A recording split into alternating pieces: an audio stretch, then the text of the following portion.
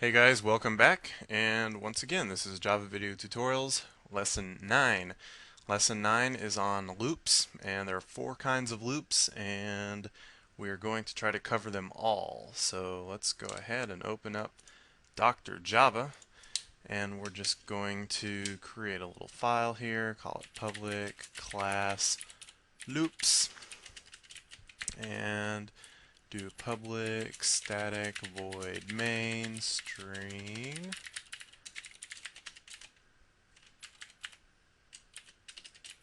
Okay, and the loop. Well, loops are very useful, of course. Simple to do. The easiest loop is called a while loop, and basically we're just saying while something is true, then we're going to run this bit of code. So, very simple keyword, while, and there's an ant on my screen. And here we go. We just need some condition like the if test. We'll come back to that. So, some kind of condition. Well, let's create a variable. Let's call it int x. We'll call it x. X equals 0. And we're just going to say while x is less than 10. X is less than 10. So yes, that'll be true. And we're just going to run some code. System.out.println x. So this is a very, very, very simple example. And what do you think is going to happen here? Let's go ahead and compile this. And I'm going to go up to this here, lesson 8. And it's going to be loops.java. And you have to tell me what you think is going to happen, because this is very scary code. So go ahead and stop it. If you don't know, then just watch here. Java loops. Okay, so you see here it's looping and it's just printing out 0 over and over and over. So I want to go ahead and reset the interactions to stop the infinite loop, because nothing is stopping the loop. It just keeps going and going and going, and it never stops. So the way a loop works is you say while, and then it tests this condition. And if this condition is true, it will run through this code block. Once it's done, once it gets to this brace here, it goes back up to the while, and it tests this exact same condition again. And if it's true, it will run through the code block. And then once it gets down here, it goes back up, tests this condition again, and so on and so forth. Well, as you noticed, this condition never changes. X is always equal to 0. X will always be less than 10. So we need to make this change somehow, because we don't want infinite loops in our programs. Those are very scary at times. So let's say x equals x plus 1. So this will increment x. Every time we run through, we're going to print out x, and then we're going to give it the value of x plus 1. So it's going to go through and be 0, and then it'll be 1, and then it'll be 2. So let's compile that. Go ahead and run that. Oops. Java loops. Okay, and you see there, it went through this loop and it just printed out all 9 times the value of x. So it starts out at 0, and once x equals 10, this condition is going to be false, because 10 is less than 10. Oops, not what I meant to do. 10 is less than 10, of course, returns false. So once it gets to false, then it'll just skip over this and proceed on with the program. And so I could have said something like system.out.print line is say we're done. So if I do this, it's going to print out that whole loop, and it's going to say we're done at the very end. So this is a while loop, very simple, and there's one slight variation to a while loop if you want to use it. I hardly ever use it, but I will show you that it exists, and it's called the do while loop. So I'm going to cut this out, do a Control X on it, and I'm going to change it to just do. Then after the code block, I'm going to print out or type while x is less than 10 and follow that by a semicolon. So this is kind of just plain English here. Do this block of code while x is less than 10. The only difference between this block of code and then having just the while is that the do is going to make the block run first and then test the condition at the end. So x equals 0, it's going to print out 0, then do x plus 1, then it'll check the condition. Well, is 1 less than 10? Yes, so it goes back over here and does do. The thing is, once we get to 10, x equals 10, it's going to print out 10 and then increment to 11, and x is going to be less than, you'll see what's going to happen here. Let's click compile here, and mine fart, sorry, it goes up to 9, but it really does do this first. So one thing I can prove that with is just say while false, and let's just say print out, the condition is false. And so what's going to happen is it's going to do this. It's going to print out the condition is false while false. So really nothing should happen except this is run first before the condition is checked. So let's compile that, and you'll see that it actually does print out the condition is false. Whereas if we were to switch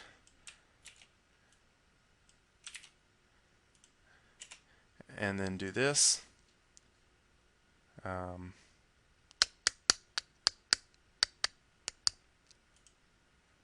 okay, so the compiler has some special logic in here that says you can't have a while false. So let's say, x equals 1. That'll be false. So Java loops, and it just says we're done without even printing this out. So that's a while loop and a do while loop. The next type of loop are it's very similar to a while loop, except they're sort of streamlined for certain uses, and it's called a for loop. And so let's go ahead and create an array. We learned this in the last lesson, so I'm going to say int array x equals, and we'll just say 1, 2, 3, 4, 5, 6, 7, 8, 9, 0 for good measure, and we will do this, and now we need a for loop. So the keyword here is for, and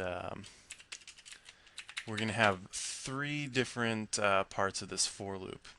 So I'm going to go ahead and separate them with semicolons. And the first part of a for loop says that you have to define some kind of variable. Or really, you don't have to, but really the first part of the for loop strictly says something that happens before the loop even starts. And 99.9% of the time, you're going to define some kind of counter variable.